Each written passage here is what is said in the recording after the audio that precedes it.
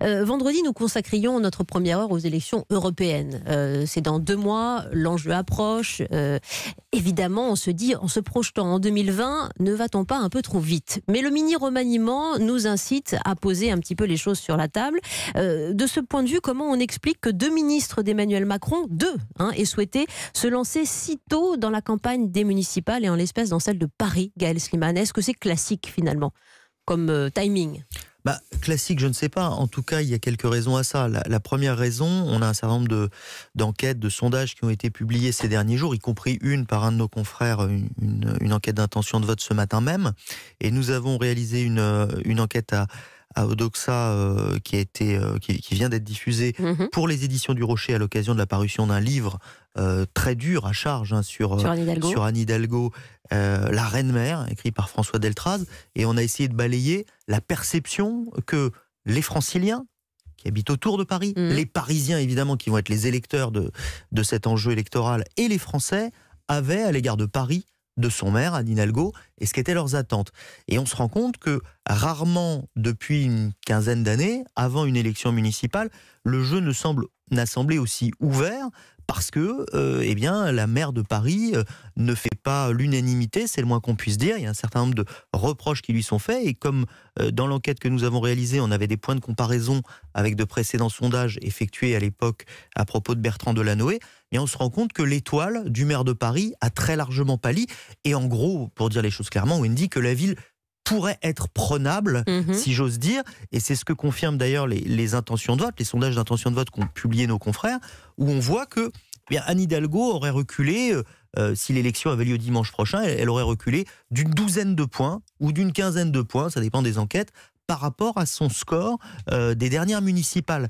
Alors, elle est encore en tête au premier tour des intentions de vote dans la plupart des sondages qui ont été effectués, pas toujours, mais le plus souvent, mais on se rend compte que c'est jouable, surtout que elle aurait pour adversaire principal, là aussi c'est serré, ça pourrait être le candidat ou la candidate des Républicains, mais elle aurait plutôt le candidat d'En Marche. Donc Benjamin Griveaux par exemple, ou Mounir Majoubi, même s'il est un peu plus décroché dans les enquêtes, ou encore Monsieur Villani. Donc ça veut dire que la première ville de France, celle qui est la plus importante à gagner, celle qui fait que vos municipales sont réussies ou perdues, elle est jouable. Rappelez-vous en 2001, quand Bertrand Delanoë remporte les municipales à Paris, c'est un raz-de-marée pour la droite. La gauche est laminée, mais tout ce qu'on retient médiatiquement, c'est la gauche a bien résisté, voire même elle a réussi quelque chose de formidable, parce qu'à l'époque, il y a Paris et Lyon qui basculent. Donc il y a un vrai enjeu politique, ce qui fait que, pour répondre à votre question, ça aura valu le coup pour Emmanuel Macron d'avoir perdu 2 de ses ministres. Si l'un des deux parvenait peut-être à remporter la mairie de Paris dans un contexte des municipales qui ne sera peut-être pas très favorable à En Marche par ailleurs. C'est très intéressant parce qu'on va voir tous les enseignements de ces élections municipales à venir. Jean Garrigue, la nécessité d'un maillage territorial d'abord pour la République En Marche. On voit bien que pour l'instant la lumière est braquée sur Paris, mais on va venir à Marseille, à Lyon, à Lille qui sont aussi des bastions prenables par la République En Marche. Aujourd'hui il n'y a pas de maillage territorial, si ce n'est un peu parlementaire, pour En Marche. Or un parti a besoin d'une assise du genre. Alors, Emmanuel Macron a triomphé à la présidentielle, il a obtenu une majorité pléthorique à l'Assemblée nationale.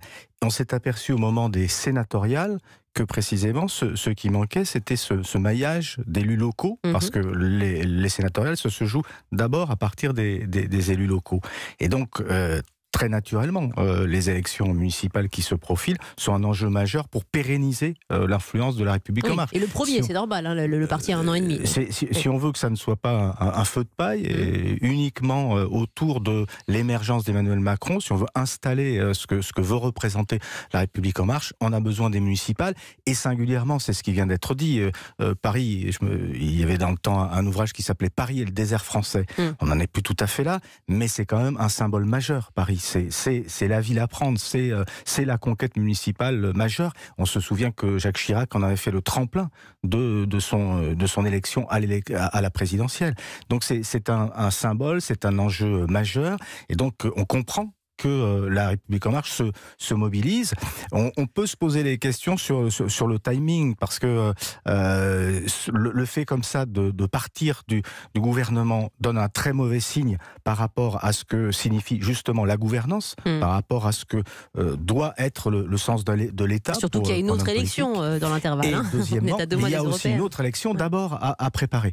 Et donc là, on peut se demander s'il n'aurait pas pu falloir attendre le lendemain des élections européennes.